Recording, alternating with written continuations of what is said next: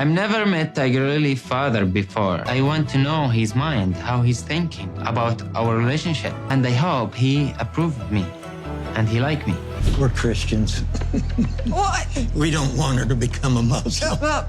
You're not thinking about converting, correct? Are you going to convert? Oh boy, Adnan is about to meet Tigerlily's dad and stepmom for the first time. You know, the dad and stepmom that are worried about Adnan's Islamic beliefs and are horrified and very much against the prospect of Tigerlily also converting. Yeah, what could possibly go wrong, right? The wonderful thing about America is that we have freedom of religion. But I don't know if the Bible the right, because a lot of people change the Bible. This is work from the God. The God telling the woman, listening to your husband, it's your job. Yeah, brace yourselves because this meeting isn't gonna go as planned. Now, the last time we saw the pair, irritable Adnan was getting more and more frustrated with living in the hotel. And Tigerlily was disappointed to find out that despite promising her that he'd quit smoking, Adnan hadn't. But when we join them in this episode, much to Adnan's delight, they have finally moved into their cabin. But something in the air still isn't quite right. Just stop. Baby. Stressful. Why? I'm so tired and feeling so bad with the delivery food. Blaming the so-called stress of having to eat delivery food, like giving that as the reason why you're smoking around your heavily pregnant wife, is unbelievably frustrating. Forget the fact that he lied to her, right? That in itself is bad. But how on earth do you excuse smoking around an unborn child?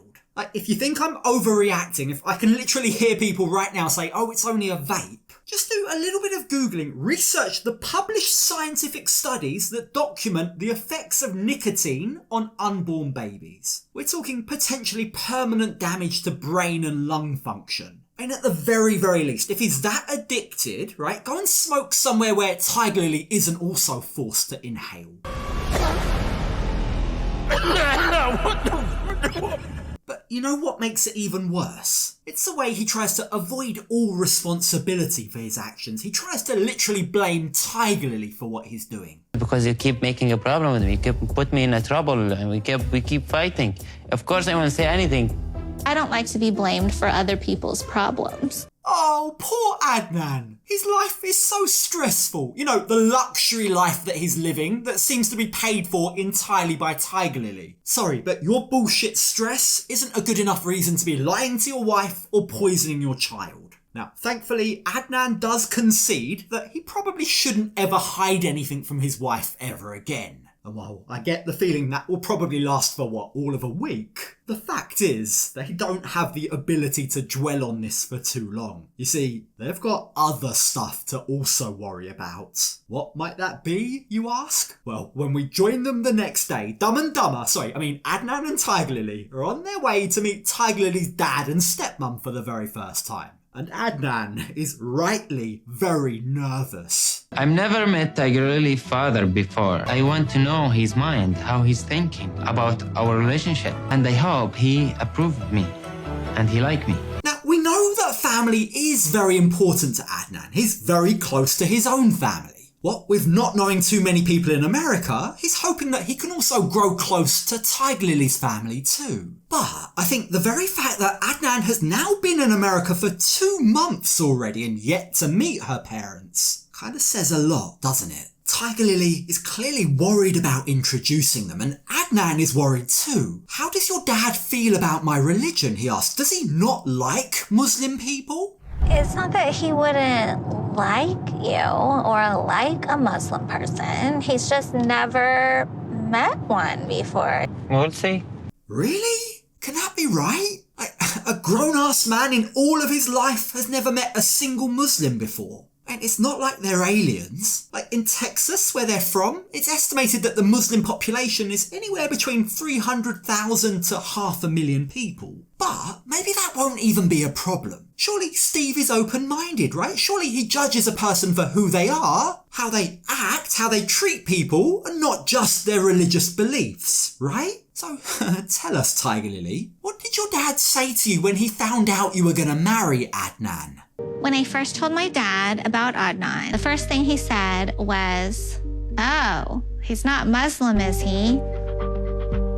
Oh dear, that doesn't exactly bode too well, does it? If Adnan is going into this meeting hoping to win Tigerlily's dad round, well, he's definitely got his work cut out for him. Now, when Adnan and Tigerlily do finally arrive at the restaurant and finally get to meet Brenda and Steve, it starts off quite well. I mean, they're hospitable, they're friendly, but you do have to question how much does Steve actually know about Adnan? I mean, he doesn't even appear to know his son-in-law's name. This is my dad, Steve. I'm so happy. Adnan? This is Adnan. Adnan. Yeah, Adnan. Adnan. Nice to see you. And this is his so wife, happy to see you. Brenda. Nice to see you. Yeah, I don't know how much of that is Steve's fault and how much is Tigerlily's. It's difficult to know how close Tigerlily is to her family. I mean, the fact that, as I say, it's been 2 months that Adnan has been in the States and this is the first time they're all meeting, kind of implies that they might not be all that close. I mean, let's compare that, for example, to Adnan's brother, who's relocated his entire family to be right next to Adnan and Tigerlily, who went to meet them practically the first day that Adnan arrived. So,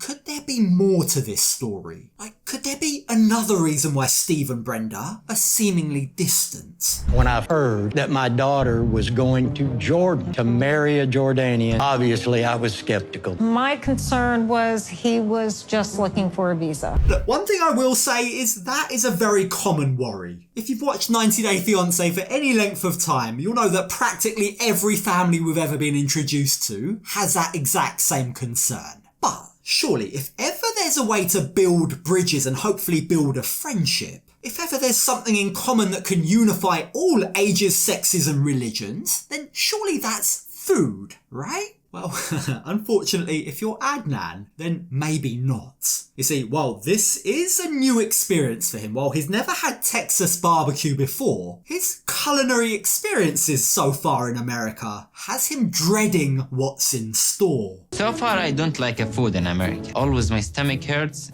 and it's disgusting. Disgusting. No, I can't. I'm always like on the toilet. Whoa. Be careful, Adnan, I warn you. Telling a Texan that you don't like Texas barbecue is practically the equivalent of spitting in their face. Now, after carefully, with Tigerlily's help, making sure that he avoids any food with pork in it, they all sit down and hope for the best. This has all the warning signs of being an X-rated episode, doesn't it? Religious tension and explosive diarrhea rarely make for family viewing. But as Adnan goes to take his first bite, he and Tigerlily's parents immediately find something that they have in common.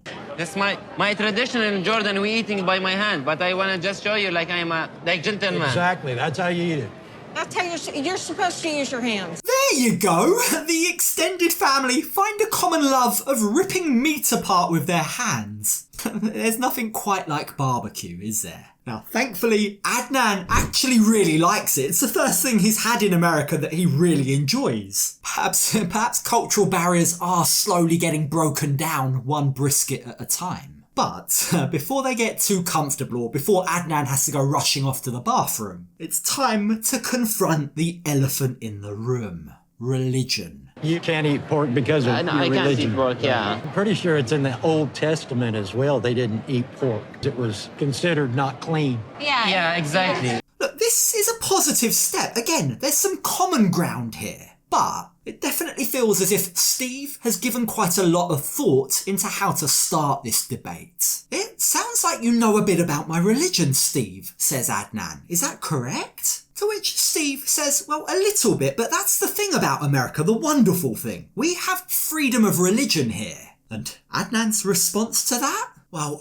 it comes across as confrontational. It's as if Adnan immediately goes on the attack. It's a wonderful thing about America is that we have freedom of religion. But I don't know if like the Bible the right, because a lot of people change the Bible. That is quite an antagonistic response to being told that America has freedom of religion. If the aim is to build bridges, find common ground and have Tigerlily's parents like you, I'd suggest that implying the Bible is jumbled up nonsense probably isn't the best way to go about that. Now, Tigerlily's parents have a response ready. They seem a little irritated by it, but they're keeping calm, right? They explain to Adnan that the Bible, it's made up of many different books written by many different people. Matthew, John, Paul, all different people that were there at the time. That's why there's different versions of the Bible, they say. It's a lot of different books written by a lot of different people that over the years has been rewritten in a way to help people understand the contents. But what about the Quran, they ask? Your holy book isn't quite the same, is it? But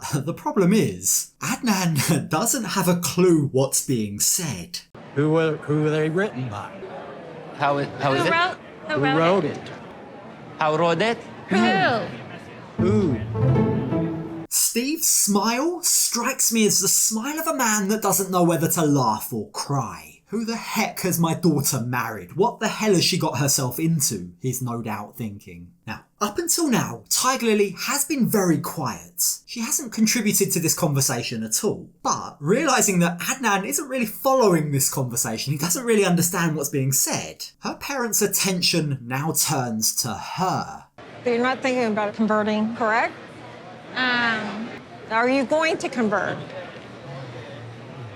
And there it is. That is the question that they were no doubt dying to ask. The big C word, conversion. Like, subtlety definitely isn't Brenda's strong suit, is it? She blurts it out. She wants to know the answer here and now. Now, keep in mind that Adnan has been piling on the pressure for Tigerlily to convert. Now, put on the spot like this, maybe not expecting it, Tigerlily gives a non-committal answer. I don't know yet, she says, but ultimately it's my decision. And while absolutely true, it is of course her decision, she shouldn't be forced to do something that she's not comfortable with. Unfortunately for her, her response doesn't appease either Adnan or her parents. We don't want her to become a Muslim. My concern is that he's going to be more to the extreme of it. She's pregnant. Now she's really dug in at this point. And with that, now knowing how they really feel and hearing that Tigerlily is potentially maybe thinking about converting, the gloves now come off. Are you willing to change how you dress if you were to convert? Asks her dad. But before that question even lands, before Tigerlily has a chance to respond, Adnan jumps in with his response.